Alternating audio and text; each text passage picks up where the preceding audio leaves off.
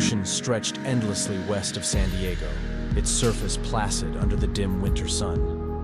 For the sailors aboard the USS Princeton, part of the Nimitz carrier strike group, November 2004 had been routine. Drills, maneuvers, static radar sweeps, until something shifted, until the air itself seemed to hum with tension, until the sky began whispering secrets. At first, it was just noise on the radar. Fast-moving objects darting across the edge of detection. Ghosts, some called them. Glitches. But these echoes didn't act like mistakes. They moved with intention, dropping from 80,000 feet to sea level in under 2 seconds, then vanishing. Not once, but repeatedly, over several days. Then came November 14th.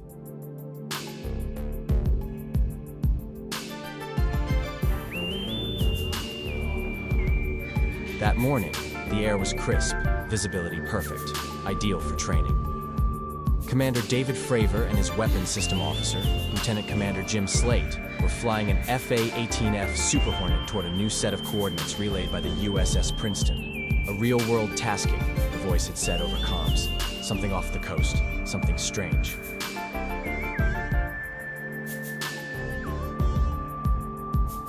As Fravor approached the designated area, he noticed the water below. It was roiling, violently disturbed, as if something massive churned beneath it. No ship, no whale, no known force explained that spiraling turbulence. Then he saw it.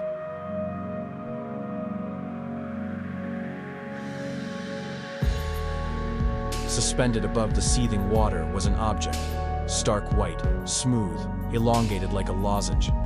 It hung there, eerily still, reflecting the sun with a matte sheen that made it almost vanish against the sky. It had no wings, no exhaust, no visible propulsion system. It made no sound. Fravor banked toward it, curious and cautious. The object responded instantly, as if it knew.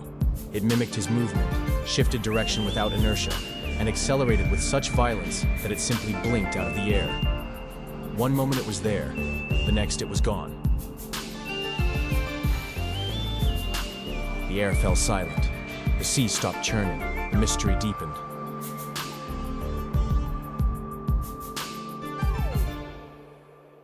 When Fravor returned to the carrier, shaken but composed, another Super Hornet was scrambled.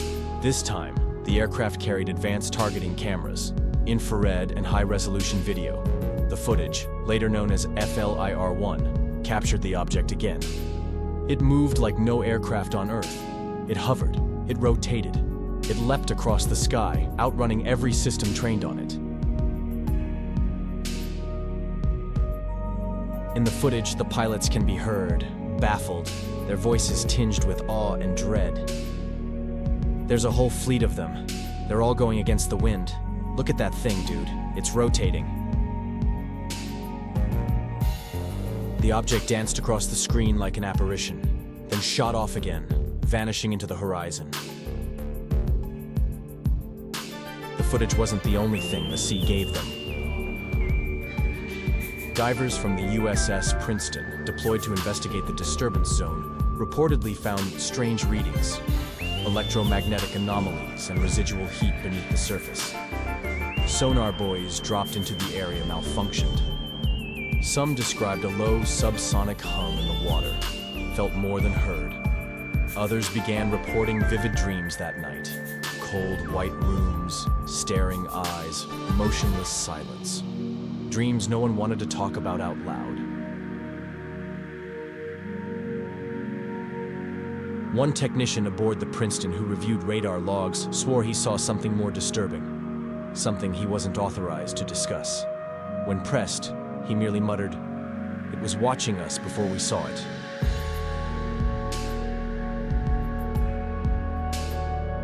Even the USS Nimitz's deck crews, hardened and skeptical, began referring to the object in hushed tones, the White Phantom. A sailor on night watch claimed to see a pale orb skimming the water silently, trailing no wake.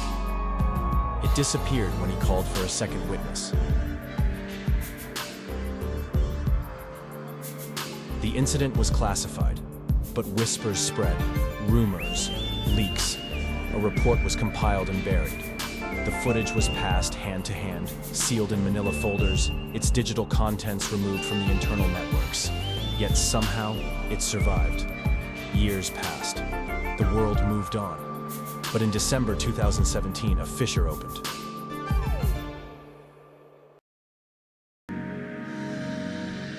The New York Times published an article that shook the public. Glowing auras and black money, the Pentagon's mysterious UFO program. It revealed not only the Tic Tac footage, but also the existence of a clandestine government initiative. AATIP, the Advanced Aerospace Threat Identification Program. For years, buried under bureaucratic ice, the Pentagon had been investigating unidentified aerial phenomena. Objects without propulsion, without flight surfaces, objects that defied the known laws of physics. Commander Fravor and other pilots stepped forward publicly. His voice was calm, professional, but what he described wasn't just impossible, it was uncanny. He spoke not of drones or foreign technology, but of something that didn't belong here, something intelligent, a presence that anticipated his movements, as though it could read intention itself.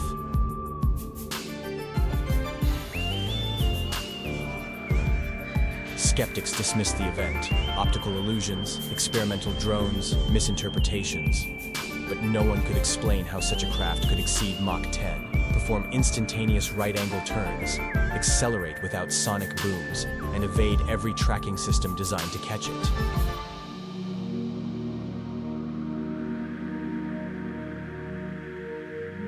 The U.S. Navy quietly changed its reporting protocols. Pilots were now encouraged to log unexplained aerial encounters. The stigma was shifting. A storm was gathering. In 2020, the Department of Defense confirmed the authenticity of the Tic Tac footage. They did not, could not, explain it. Some began asking darker questions.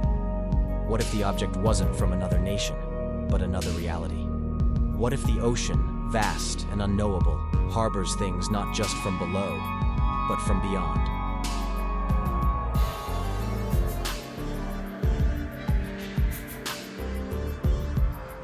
To this day, no one knows what the Tic Tac really was.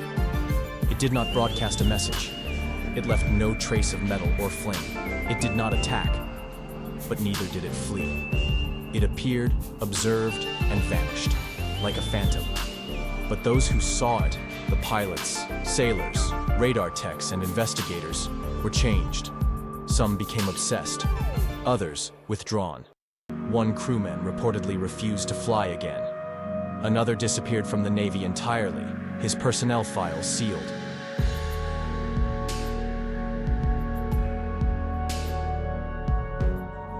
And the ocean still whispers. Radar still flickers. Unmarked aircraft still appear in the clouds, white, featureless, silent. The sky is no longer empty. The sea is no longer just deep. And somewhere, just beyond the veil of sight, something is watching, waiting.